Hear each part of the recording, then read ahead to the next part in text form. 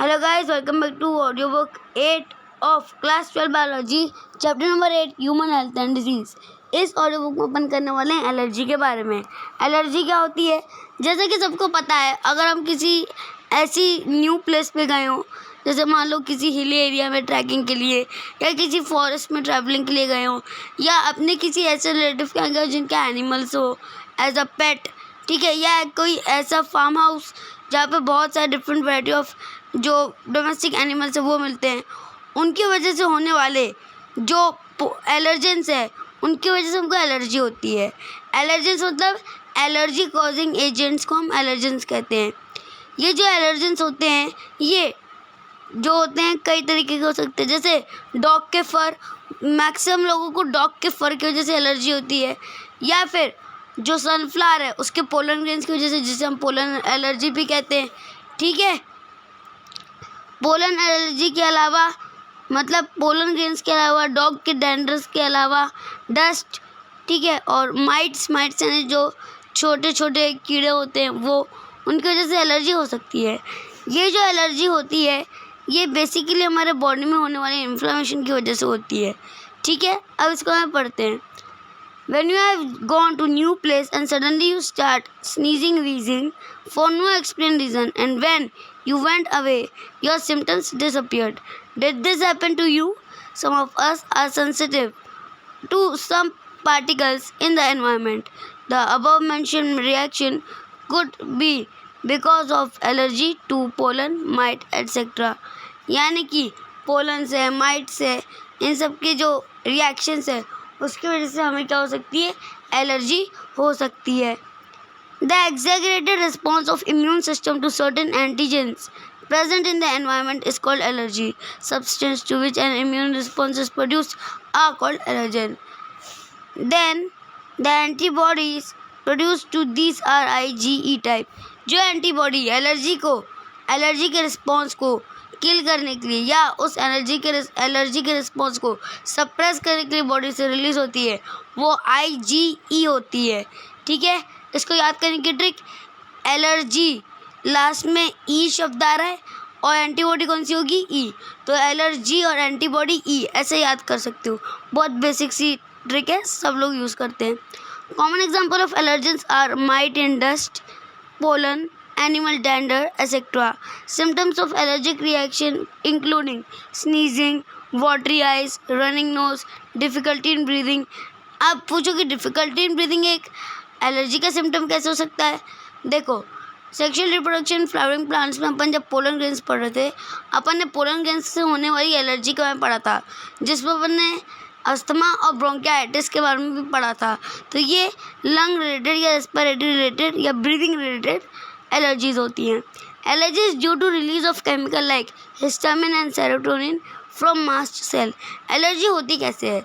जब allergens body के अंदर जाते हैं तो वो मास्ट सेल की जो मास्ट सेल्स होते हैं उनको डिस्ट्रॉय कर देते हैं, जिसकी वजह से बॉडी में जो होता है हिस्टामिन और सेरोटोनिन नाम की जो ये केमिकल्स होते हैं सिक्रेट हो जाते हैं, और इनकी सिक्रेशन की वजह से हमारे बॉडी में एलर्जी हो जाती है और हमें इचिंग वगैरह होने लगती है।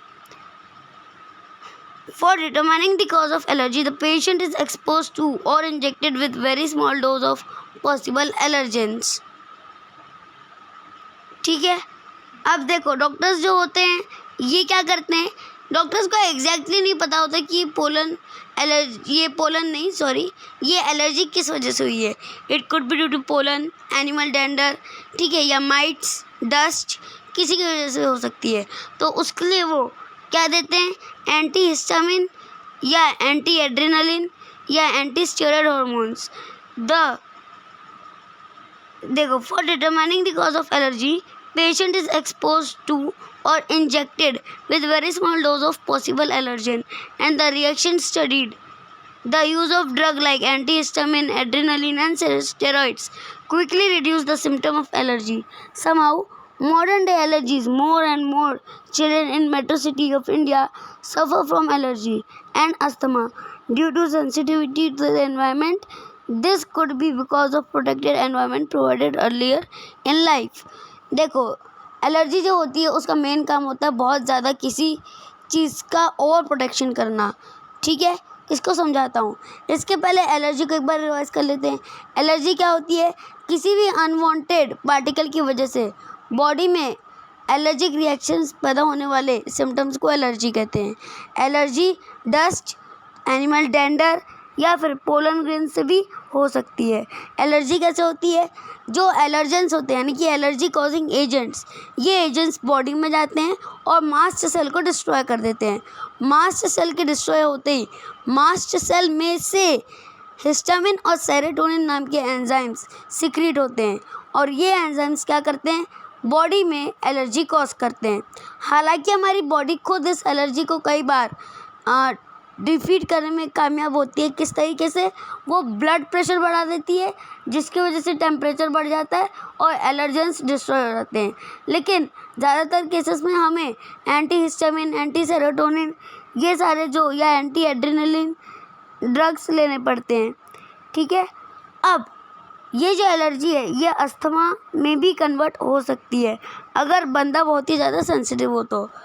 दूसरी बात जो लास्ट लाइन दी है, this could be because of protected environment provided early in life.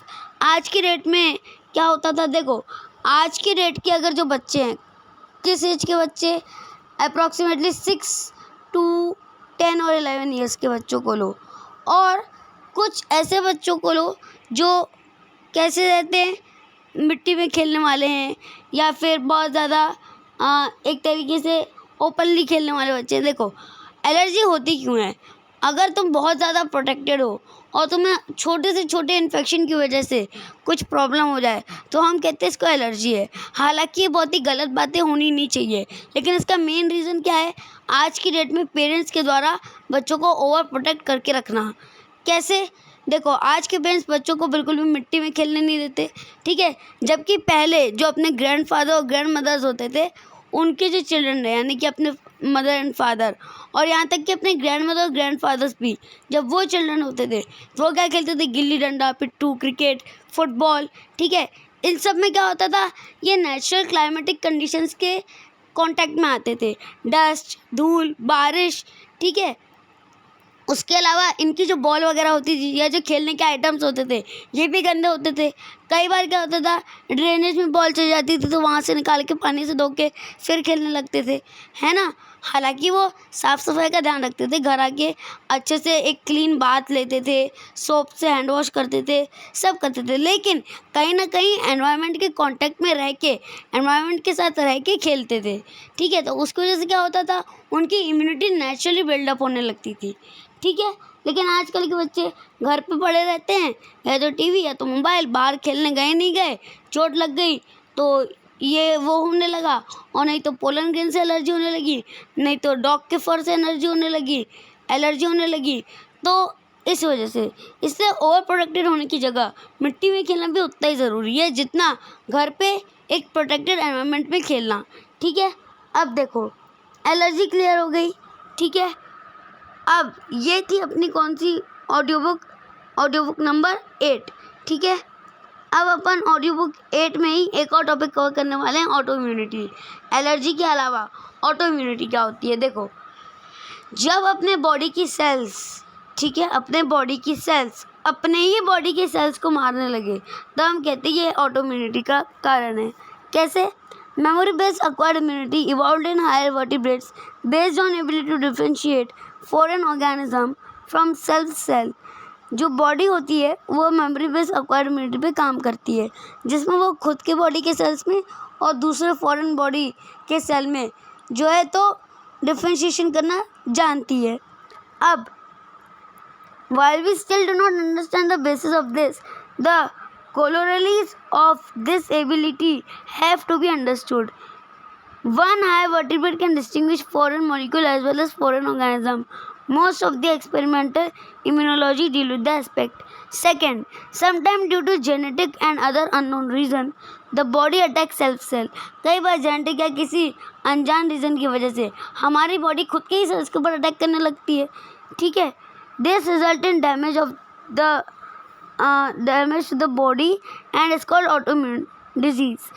rheumatoid arthritis which affect many people in our society is an autoimmune disease. ठीक है, उसके बाद अपन बात करते हैं इम्यून सिस्टम इन बॉडी की.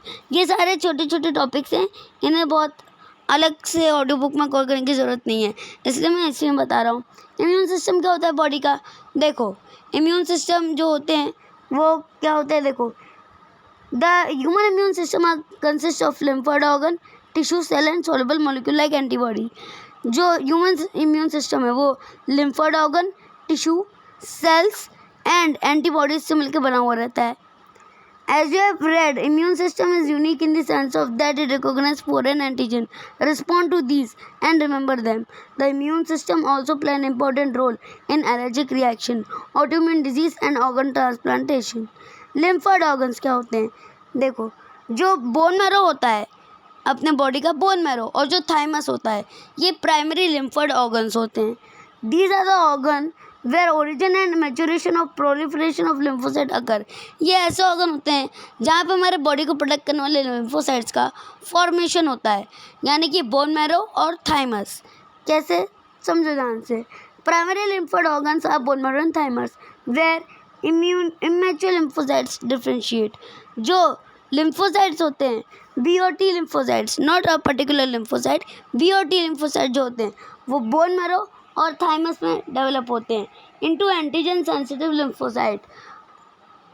After maturation lymphocytes migrate to secondary lymphoid organ like spleen, lymph node, tonsil, Peyer patches of small intestine and appendix. अब देखो, ये जो इम्यूनिटी के लिए रिस्पॉन्सिबल होते हैं ना लिम्फोसाइट, बीओटी, ये बोन मैरो और थाइमस में बनते हैं. ठीक है, कहने का मतलब बोन मैरो और थाइमस प्राइमरी लिम्फोइड ऑर्गन्स हैं, यानी कि वो फैक्ट्री है जहाँ पे हमारे जो बॉडी के लिम्फोइड ऑर्गन्स हैं वो इम्यूनिटी को जनरेट करने वाले सेल्स का प्रोडक्शन करते हैं, यानी बी और T cells. Bone marrow B और टी सेल्स को बनाता है, और जो थाइमस होता है वो टी सेल के मैच्योरेशन में हेल्प करता है, और बोन मैरो बी सेल के यानी बी लिम्फोसाइट के मैच्योरेशन में हेल्प करता है. हालांकि बी और टी लिम्फोसाइट्स दोनों बोन मैरो में ही बनते हैं बाकी सेल्स के साथ, लेकिन जो टी लिम्फोसाइट है उसका मैच्योरेशन थाइमस में होता है और बी लिम्फोसाइट का मैच्योरेशन बोन मैरो में ही होता है. बाद में ये जो सेल्स होते हैं बॉडी के अलग अलग सेकेंडरी लिम्फोइड पार्ट्स में, जैसे spleen, lymph node, tonsil, Peyer patches of small intestine, ठीक है, अपेंडिक्स, यहाँ पे जाके स्टोर कर दिए जाते हैं, जहाँ से इनको एट द मोमेंट अगर ज़रूरत पड़ती है तो रिलीज़ किया जाता है. The secondary lymphoid organ provides the site for interaction of lymphocyte with the antigen, which then proliferate to become effector cell. Location of various lymphoid organ in human body is shown. ठीक है, अब देखो इसको कुछ इस तरीके से समझो. जैसे अगर अपन अपनी आर्मी की बात करें तो अपनी आर्मी का मेन काम कहाँ रहता है? बॉर्डर्स पे. बॉर्डर्स पे वो क्या करती है? जो फॉरेन कंट्री के सोल्जर्स हैं उनसे हमारे नेशन को प्रोटेक्ट करती है. लेकिन आर्मी में जो हमारे सोल्जर्स हैं वो कहाँ से आए? तो वो कैंट एरियाज से आए. कैंट एरियाज कैसे? अब इसको समझो. बोन मैरो और थाइमस जो है ये हमारे बॉडी की जो आर्मी सेल्स हैं यानी कि लिम्फोसाइट, इनके कैंट एरियाज हैं. यहाँ पे हमारे सोल्जर्स डेवलप करके बनाए जाते हैं. जैसे हमारे नेशन के कैंट एरियाज में सबसे अच्छे फिट हेल्दी लोगों को चुन के उनको आर्मी में भर्ती किया जाता है, वैसे ही बॉडी का बोन मैरो और थाइमस चुनते तो नहीं है लेकिन खुद सोल्जर्स का फॉर्मेशन करते हैं. उसके बाद क्या होता है? इनको अलग अलग लोकेशंस पे क्या कर दिया जाता है? शिफ्ट करके अपॉइंट कर दिया जाता है ना, बॉर्डर्स पे पर्टिकुलर, कुछ वेस्टर्न पार्ट में, कुछ ईस्टर्न पार्ट में, कुछ नॉर्थ पार्ट में, कुछ साउथ पार्ट में.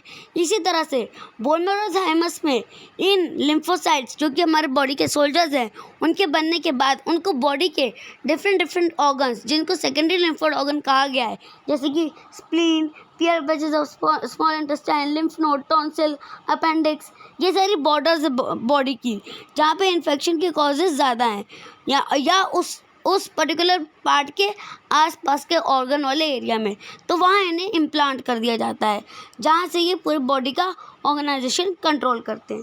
ठीक है. Bone marrow is the main lymphoid organ where blood cells including lymphocytes are produced. The thymus is a lobed organ located near the heart and beneath the breastbone. The thymus is quite large at the time of birth and keep reducing in size with age. And by the time puberty attains, it reduces a very small size. जो thymus होता है जन्म के समय बहुत बड़ा होता है, जैसे हम पैदा होते हैं ये बहुत बड़े साइज़ का होता है, लेकिन जैसे जैसे हम प्यूबर्टी की एज में पहुंचते जाते हैं इसका साइज़ छोटा हो जाता है, श्रिंक हो जाता है. ठीक है. Both bone marrow and thymus provide macro environment for the development and maturation of T lymphocyte. Spleen is a large bean-shaped organ. It mainly contains lymphocytes and phagocytes. It acts as a filter of blood by trapping blood-borne microorganisms. Spleen also has large reservoir of erythrocytes. Spleen को erythrocytes यानी कि RBC का graveyard और blood bank भी कहते हैं. इसका मैंने chapter number 18 body fluids and circulation जो क्लास 11th का चैप्टर है उसमें बताया है. वहाँ जाके चेक कर लेना, प्लेलिस्ट में ऑडियो बुक मिल जाएगी या वीडियो भी है.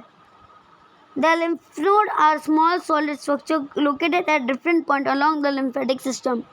Lymph nodes serve to trap microorganism और other antigen.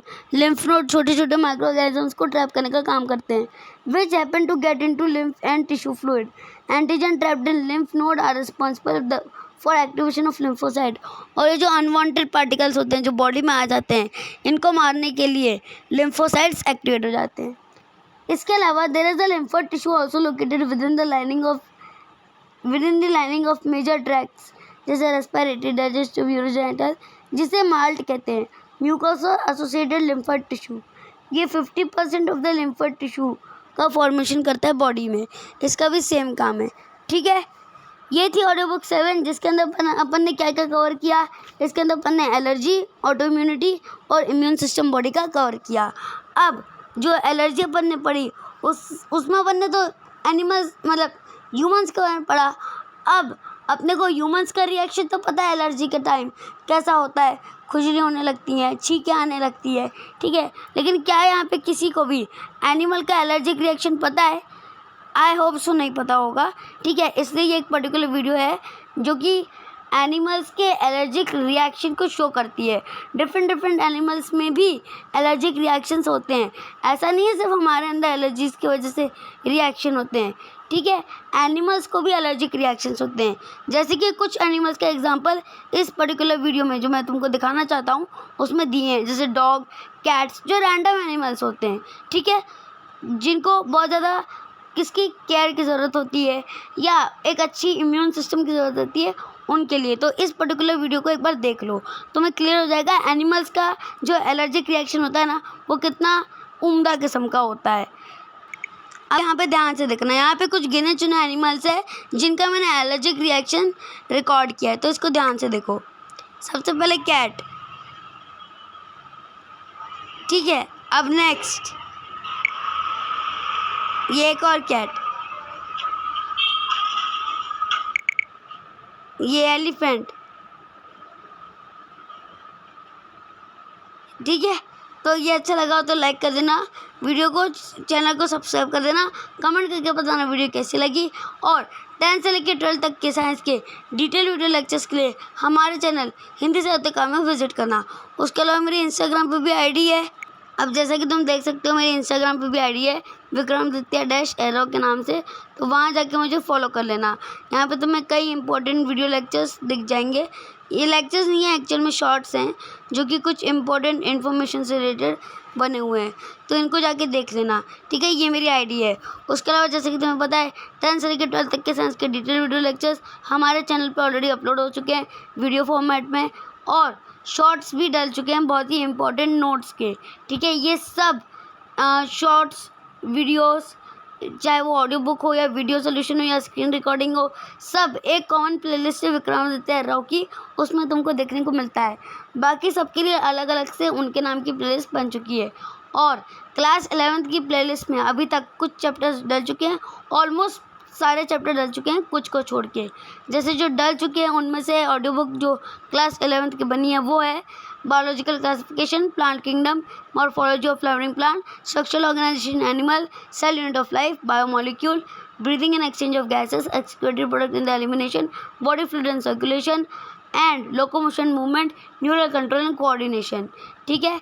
ये चैप्टर डल चुके हैं.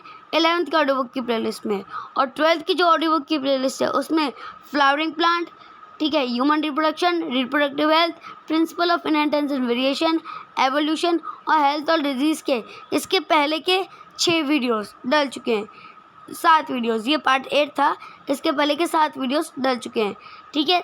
जो चैप्टर नंबर 6 है मॉलिक्यूलर बेसिस ऑफ इनहेरिटेंस, वो मैं जल्दी डालने की कोशिश करूँगा क्योंकि वो चैप्टर बहुत बड़ा है, अगर मैं अभी डालता तो उसकी वीडियो ख़त्म होने में बहुत टाइम लगता, ठीक है, इसलिए वो एक साथ डालूंगा। तो मिलते हैं नेक्स्ट ऑडियो बुक में विद अ न्यू टॉपिक। तब तक के लिए ये ऑडियो बुक अच्छी लगी तो लाइक कर देना, शेयर कर देना, सब्सक्राइब कर देना चैनल को, और इंस्टाग्राम पे फॉलो कर लेना। मिलते हैं नेक्स्ट ऑडियो बुक में विद अ न्यू टॉपिक।